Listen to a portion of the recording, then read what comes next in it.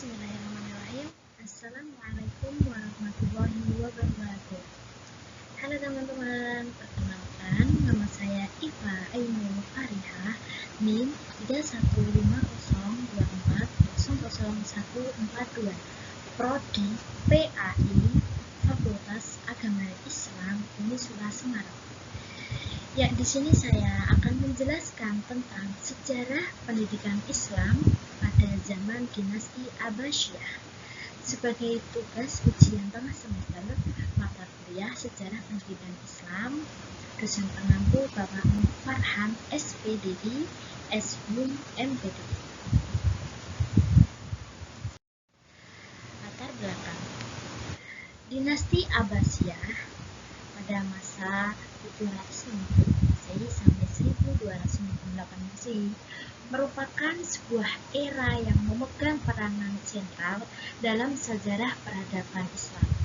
Melampaui peranannya sebagai sekedar kelanjutan dari kekhalifahan Umayyah, sistem pendidikan yang dikembangkan pada periode ini memiliki tujuan yang sangat luas dan holistik. Transformasi pusat kekuasaan dari Damaskus ke Baghdad menandai pergeseran, perluasan teritorial, tetapi justru memprioritaskan konsolidasi intelektual dan kultural. Periode ini terutama pada masa awalnya secara universal diakui sebagai masa keemasan Islam, sebuah masa di mana kekayaan Islam, ilmu pengetahuan, kebudayaan, dan material mencapai titik kulminasi. Kemajuan luar biasa ini dimungkinkan oleh stabilitas politik yang terkelola dengan baik. Posisi strategis dimungkinkan oleh Posisi strategis imperium sebagai tembung perdagangan global serta komitmen visioner dari khalifah seperti Harun al-Rashid dan Al-Ma'mun yang secara aktif menjadi pelopor gerakan penerjemahan dan pengembangan ilmu. Tujuan melampaui aspek ritual, keagamaan, dan etika melebur menjadi aspirasi komunitas dan kebutuhan material individu. Pendidikan dirancang untuk mengubah masyarakat dari keterbelakangan menuju pencerahan ilmu sekaligus mempersiapkan individu untuk mencapai martabat sosial dan profesional yang tinggi. Metode pengajaran seperti halaqah di madrasah menjadi ciri khas sistem, menekankan interaksi langsung antara guru dan syekh dan siswa, mendorong diskusi bebas, dan menumbuhkan kecintaan murni terhadap ilmu atau cinta ilmu. Bahkan memotivasi para pelajar untuk melakukan perjalanan jauh demi menuntut ilmu. Inilah konteks di mana para filosof, imam fikih, dan ahli hadis besar seperti Al-Kindi, Al-Farabi, Ibnu Sina, dan Imam Bukhari dilahirkan. Mengingat peranannya yang monumental dalam mentransformasi politik, sosial, dan intelektual dunia Islam, kajian mendalam terhadap dinasti Abbasiyah menjadi sangat urgent. Analisis terhadap periodisasi kekuasaan, tujuan pendidikan yang komprehensif, implementasi metode pengajaran, serta faktor-faktor yang mendorong pesatnya perkembangan ilmu pengetahuan, memberikan wawasan berharga tentang bagaimana fondasi peradaban modern, khususnya di bidang sains dan filsafat, dibangun. Oleh karena itu, penelitian ini bertujuan untuk menguraikan secara sistematis sejarah politik, perkembangan ilmu, pengetahuan, perkembangan ilmu pengetahuan, serta metode dan tujuan pendidikan yang menjadi pilar kejayaan dinasti Abbasiyah. Rumusan masalah. Yang pertama, bagaimana sejarah dan siapa saja khalifah pada dinasti Abbasiyah. Yang kedua, bagaimana bentuk pendidikan dan tujuan pendidikan pada masa Bani Abbasiyah. Yang ketiga, bagaimana metode pendidikan pada masa dinasti Abbasiyah. Yang keempat, bagaimana perkembangan pendidikan pada masa dinasti Abbasiyah. Tujuan untuk mengetahui bagaimana sejarah dan siapa saja khalifah pada masa dinasti Abbasiyah. Yang kedua, untuk mengetahui bagaimana bentuk pendidikan dan tujuan pendidikan pada masa Bani Abbasiyah. Yang ketiga, untuk mengetahui bagaimana metode pendidikan pada masa dinasti Abbasiyah. Dan untuk keempat, untuk mengetahui bagaimana perkembangan pendidikan pada masa dinasti Abbasiyah. Sejarah dan Khalifah dinasti Abbasiyah. Landasan garis Abbasiyah dimulai dengan runtuhnya tradisi Umayyah yang mendorong runtuhnya garis Umayyah Damaskus. Dengan segala bentrokan yang ada di dalam tubuh kaum Bani Umayyah, membuat kaum Abbasiyah tampil sebagai pengganti wibawa kaum muslimin. Konfrontasi pembentrokan otoritas Abbasiyah terhadap Bani Umayyah mendapat kepekaan yang sangat besar dari masyarakat, terutama dari kalangan Syiah.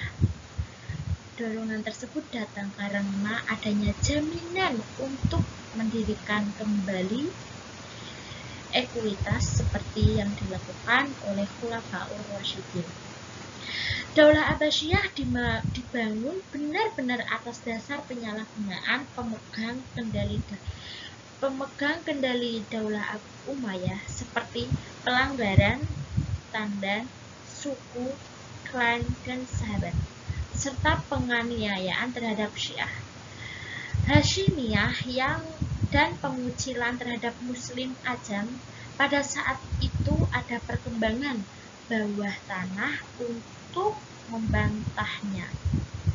Di sisi lain, penting bagi Umayyah bahwa dia adalah seorang pertama yang menahan penjara bagi mereka yang terbukti bersalah setelah dijatuhi hukuman dalam persidangan itu. Saat itu, ijtihad dilaksanakan seluas-luasnya tanpa terkait oleh satu orang pun. Memang dalam Al-Qadha fi al-Islam, luasnya tanpa terikat oleh satu orang pun, memang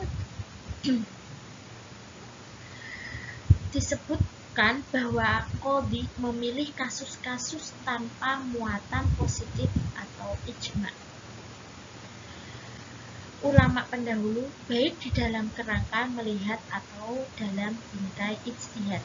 Namun jika dia mengalami kesusahan, maka dia meminta bantuan dari ahli hukum Mesir, dan dari antara mereka banyak yang dibimbing oleh khalifah dan wali dalam hal memutuskan. Dalam perkembangan Daulah Abbasiyah dibagi menjadi 5. Periode pertama yakni 750 sampai 847. Yang para khalifah Abbasiyah berkuasa penuh. Periode kedua 847 Masehi sampai 945 Masehi disebut periode pengaruh Turki. Periode ketiga 940 Masehi sampai 1055 Masehi. Pada masa ini, Daulah Abbasiyah di bawah kekuasaan Bani Buwayhi. Periode ini Daulah Abbasiyah di bawah kekuasaan Bani Buwayhi. Periode keempat 1055 sampai 1194 Masehi. Dalam periode ini ditandai dengan kekuasaan Bani Saljuk atas Daulah Abbasiyah. Periode kelima 1194 Masehi sampai 1258 Masehi. Periode ini Khalifah Abbasiyah tidak lagi berada di bawah kekuasaan dinasti tertentu. Mereka merdeka berkuasa, akan tetapi hanya di Baghdad sekitarnya.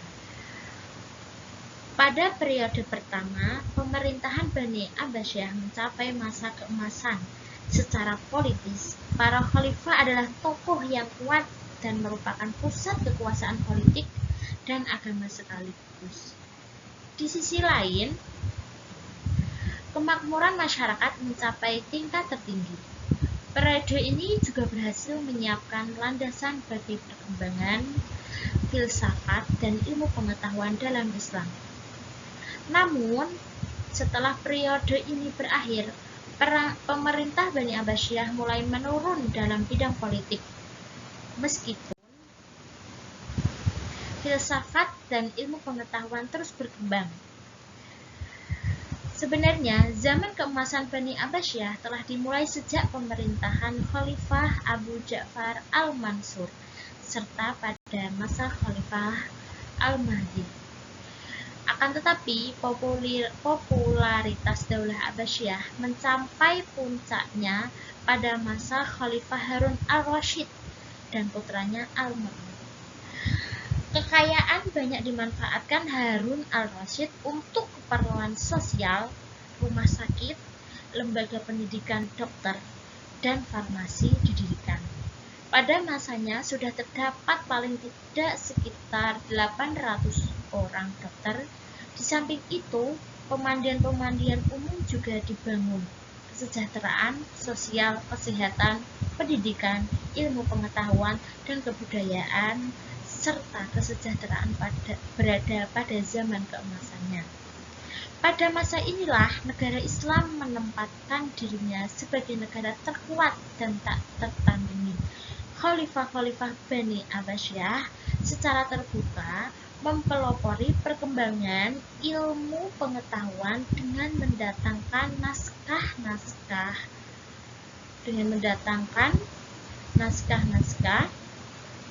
kuno dari berbagai pusat peradaban sebelumnya untuk kemudian diterjemahkan, diadaptasi, dan diterapkan di dunia Islam. Para ulama muslim yang ahli dalam berbagai ilmu pengetahuan, baik agama maupun juga non-agama, juga muncul pada masa ini. Perkembangan pesat peradaban juga didukung oleh kemajuan ekonomi imperium yang menjadi penghulu dunia timur dan barat. Stabilitas politik yang relatif baik terutama pada masa Abbasiyah awal ini juga menjadi pemicu kemajuan peradaban Islam. Pendidikan pada masa Bani Abbasiyah. Pendidikan diakui sebagai kekuatan yang dapat menawarkan bantuan orang mencapai kemegahan dan kemajuan peradaban. Orang tidak akan menciptakan budaya mereka dengan sempurna jika tidak didukung oleh pendidikan. Peradaban Islam mengalami puncak kejayaan selama periode Abbasiyah. Kemajuan ilmu pengetahuan yang sangat maju dimulai dengan penafsiran tulisan-tulisan jarak jauh, terutama yang berbahasa Yunani ke dalam bahasa Arab. Dasar dari pusat peningkatan ilmu pengetahuan dan perpustakaan serta penataan sekolah yang logis dan taat sebagai hasil dari kesempatan berpikir. Garis Abbasiyah adalah garis Islam yang paling berhasil dalam membangun peradaban Islam. Kita dapat melihat karakter guru dalam instruksi sempurna yang didambakan oleh darah biru Timur Tengah dari perintah Ar-Rasyid hingga pendidik individu putra Al-Amin. Kemajuan pendidikan Islam sangat erat kaitannya dengan sejarah Islam, karena metode pengajaran Islam telah berlangsung sepanjang sejarah Islam dan telah tercipta sejalan dengan peningkatan sosial budaya umat Islam. Melalui sejarah Islam pula, umat Islam dapat meniru pola ajaran Islam di masa lalu sejak masa Nabi Muhammad SAW, para sahabat, dan para ulama beberapa waktu kemudian. Tujuan pendidikan pada masa dinasti Abbasiyah adalah tujuan yang akan dicapai dalam usaha pendidikan. Satu-satunya konsep tujuan instruktif adalah mengubah apa yang instruktif, mempersiapkan kebutuhan dan upaya baik dalam perilaku individu maupun kehidupan yang mengubahkan perspektif pribadi, sosial, dan profesionalisme. Adapun tujuan pendidikan pada masa Bani Abbasiyah adalah tujuan pertama, tujuan keagamaan dan etika. Seperti pada zaman dulu, anak-anak diajar untuk membaca atau menghafal Al-Quran. Hal ini seringkali merupakan komitmen dalam beragama, sehingga mereka mengikutinya setelah hikmah yang taat dan beretika menyetujui agama. Tujuan yang kedua adalah tujuan komunitas. Pemuda pada saat itu telah ditelaah dan dipertimbangkan agar mereka dapat mengubah dan memajukan masyarakat dari masyarakat yang penuh kebodohan menjadi masyarakat yang memancarkan informasi, dari masyarakat yang menarik diri menuju masyarakat yang maju dan makmur. Untuk mencapai itu, informasi yang diajarkan di masyarakat tidak seperti ilmu agama dan bahasa Arab. Justru informasi umum yang berharga diajarkan untuk kemajuan masyarakat. Tujuan yang ketiga adalah cinta ilmu. Masyarakat pada waktu itu belajar untuk mengantisipasi apa-apa selain daripada menyebarkan informasi. Mereka pindah ke seluruh negeri Muslim untuk mempertimbangkan, meskipun perjalanan hati-hati yang biasanya dilakukan dengan berjalan kaki atau mengendarai keledai. Tujuannya mereka tidak lain adalah memenuhi kebutuhan mereka untuk menuntut ilmu. Tujuan yang kedua adalah tujuan materi. Pada saat itu mereka sedang mempertimbangkan untuk mencari nafkah yang layak dan pangkat yang tinggi. Memang jika mungkin mendapatkan kemegahan dan kekuasaan di dunia ini seperti beberapa hal yang ditunjukkan di masa sekarang ini. Metode pendidikan pada masa dinasti Abbasiyah. Tak dapat disangkal, metode merupakan salah satu cara yang digunakan pendidik agar pelajaran yang disajikan dapat dikuasai oleh peserta didik. Salah satu metode yang sering digunakan adalah halaqoh. Halaqoh menurut Nakosten dalam Soekarno Karya adalah sistem kegiatan proses perkuliahan di madrasah di masa Syekh. Duduk di dekat dinding atau pilar yang kemungkinan untuk bersandarlah, dan mahasiswa duduk di depannya membentuk setengah lingkaran. Mahasiswa yang lebih pintar atau lebih tinggi pengetahuannya akan duduk di dekat dengan Syekh.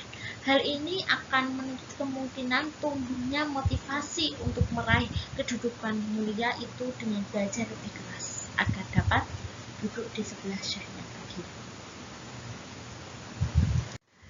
Setiap halaqoh maksimal 20 orang, sedangkan proses halaqoh terdiri dari 4 langkah. Langkah pertama, Syekh membuka halaqoh dengan didahului doa. Langkah kedua, Syekh membuka halaqoh dengan mengemukakan komentar atas topik, tema, atau pokok bahasan tertentu. Langkah ketiga, imlaq atau dikte dengan penjelasan dari Syekh. Langkah keempat, diskusi. Pada langkah ini, mahasiswa didorong untuk bertanya atau mengemukakan pendapat dengan bebas, sehingga sering terjadi perbedaan pandangan antara Syekh dan mahasiswa. Dan langkah kelima, Syekh memeriksa kesimpulan catatan yang dibuat mahasiswa, memberikan anjuran untuk baca kitab, dan sebagainya. Perkembangan pendidikan pada masa dinasti Abbasiyah. Masa pemerintahan Daulah Abbasiyah merupakan masa kejayaan Islam dalam berbagai bidang. Kemajuan yang paling mencolok terjadi pada bidang ilmu pengetahuan dan kebudayaan. Kajian-kajian kritis tentang ilmu pengetahuan banyak dilakukan, sehingga ilmu pengetahuan baik yang akliyah maupun nakliyah mengalami kemajuan yang sangat pesat. Tak dapat disangkal majunya perkembangan ilmu pengetahuan saat itu karena faktor keinginan dan campur tangan penguasa yang secara intensif menaruh perhatian yang sering terhadap karya-karya hasil peradaban. Di samping itu, adanya dukungan penuh dari para hartawan, bahkan orang lemah sekalipun. Oleh karena itu, para hartawan, raja-raja, pangeran-pangeran, dan lapisan lain dalam masyarakat menyerahkan istana dan gedung mereka untuk dijadikan pusat kebudayaan yang dilengkapi dengan perpustakaan yang menghimpun ratusan buku untuk merelasiasikan keinginan-keinginan para penguasa pada masa didirikanlah penguasa, maka didirikanlah lembaga-lembaga pendidikan.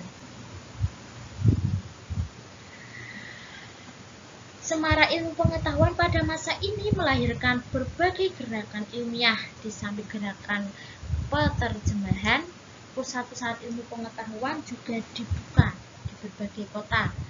Ilmu-ilmu dipelajari dan dikaji. Oleh karena itu, tidak heran pada masa inilah lahir para filosof Muslim Abu Ishaq Al-Kindi dengan ilmu mantik, filsafat, handasah, hisab, musik, nujum, dan lain-lain. Abu Nasir Muhammad bin Muhammad Tarkan Al-Farabi dengan 12 buku karangan Al-Rois Abu Al-Husain bin Abdullah atau Ibnu Sina yang dihidupkan jejak filsafat Aristoteles dan Plato serta terkenal dengan ilmu akli.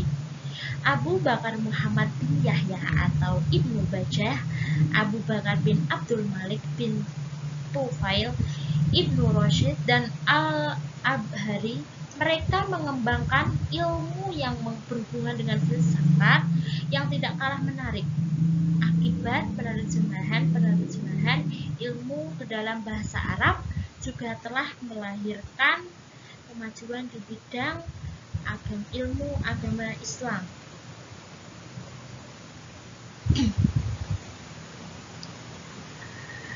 Perkembangan logika sangat mempengaruhi kedua ilmu ini, baik fikih maupun tafsir. Terima kasih atas perhatiannya. Sekian materi yang dapat saya sampaikan. Semoga materi ini dapat bermanfaat. Kurang lebihnya, mohon maaf apabila ada kesalahan, baik perkataan maupun perbuatan. Akhirul kalam. Assalamualaikum warahmatullahi wabarakatuh.